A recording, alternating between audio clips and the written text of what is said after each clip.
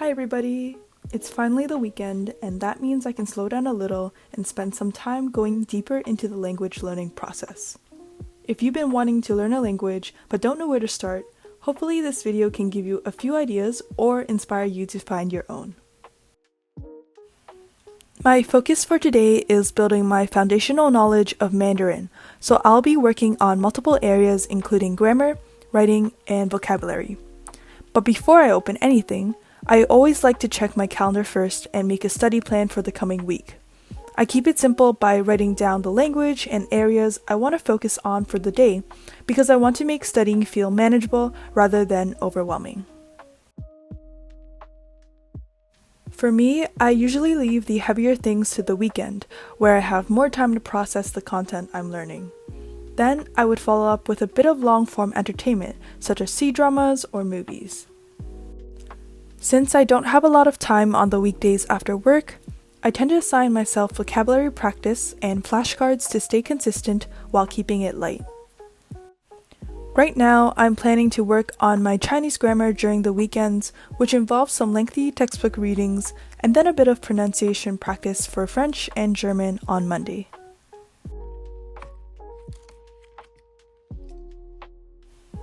Lately, I've been using this free Chinese course from MIT OpenCourseWare. I really like it because everything is organized into lessons, so I can work through the material in a structured way instead of figuring out what to study next. I found this course by typing in Chinese in the search bar, and the results give you courses covering different levels of Chinese language as well as courses on Chinese culture. I also like looking through university course pages for additional textbook recommendations and practice materials. Even if I'm not taking the course, they're a great way to find reliable resources. When I was looking up the course textbooks listed here, I found a similar book by the same publisher called Tuttle Publishing. That's actually how I found this grammar book that I currently use. This book has been a really helpful reference whenever I want a clearer explanation of a grammar point, and I'm glad that this MIT course helped me filter down my options. I'm also working through a digital version of the HSK1 workbook, which provides a list of vocabulary and grammar points for each level. With so many resources available online, it can be a lot, so this standardized curriculum helps me narrow down what I'm looking for. I've found some amazing HSK courses by other creators on YouTube. However, there's also educators who offer their own programs if you're looking for something that's more tailored to your specific learning goals. Once I have gone through the lesson, I like to rewrite certain points that I think are important to remember. Today, I'm going over pinyin and the four tones. Writing things down makes me slow down, and it forces me to really think about what I'm learning instead of just reading through it and hoping it sticks. It's also a nice way to look back on how much progress you've made. Especially with Chinese characters, it's satisfying to watch your handwriting become more confident over time.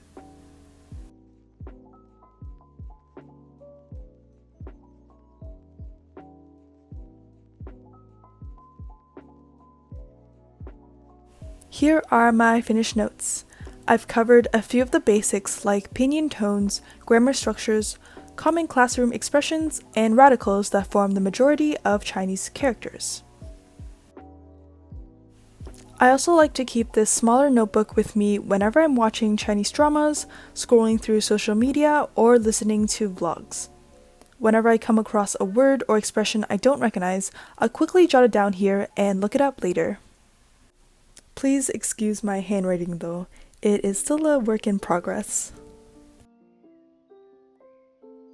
Anyways, it's time for a little break from all things language related. I wanted to show you guys a little thing that I got from the bookstore earlier today, and it's this Miffy-shaped stress ball.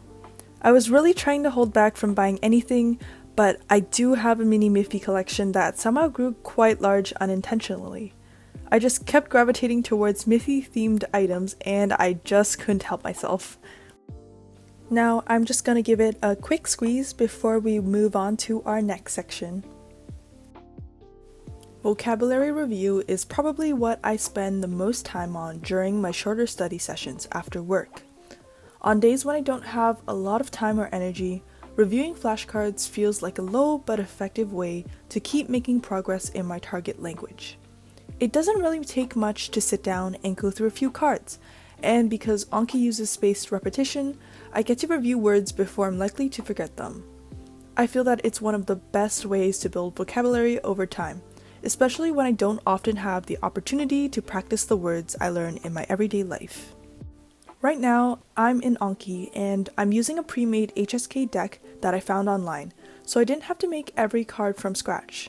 It already includes all the words from the HSK vocabulary list, so I can get right to studying instead of spending time to customize each flashcard. For some people, they might find that making their own cards helps them remember the words better, but my preference is reviewing and practicing the vocabulary as soon as possible. When I'm starting out a language as a beginner, I typically learn and review a small number of words in one go. So that number tends to look like 30 to 50 words for me in Chinese. However, for a language where I'm starting completely from scratch, like German, I would just go for 10 to 15 words. A tip I found really useful was creating context for each word.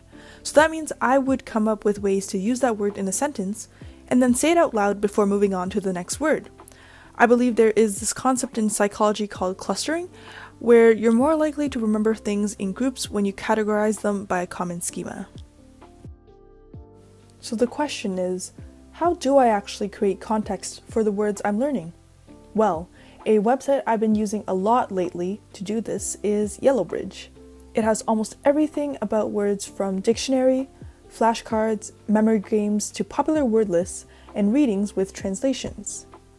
If you click into their flashcard section, it has a whole bunch of pre-made flashcard sets based on popular textbooks of all levels, and this also includes the HSK vocabulary list that I mentioned earlier. Now let's click on the HSK1 sets and see what the flashcards look like.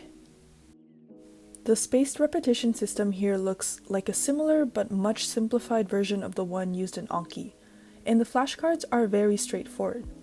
But we are still missing the answer to our question earlier, so let's go back to the main page with all the resource links. I'm going into the dictionary tool, and I will be typing in 中文 in pinyin to get the definition, related words, and examples of how we would use it in a sentence. So here we go. We have a lot of general information about the word itself on this page, but in the other tabs, you can understand more about how it's used and what other characters you would pair with this term to express it in a similar context.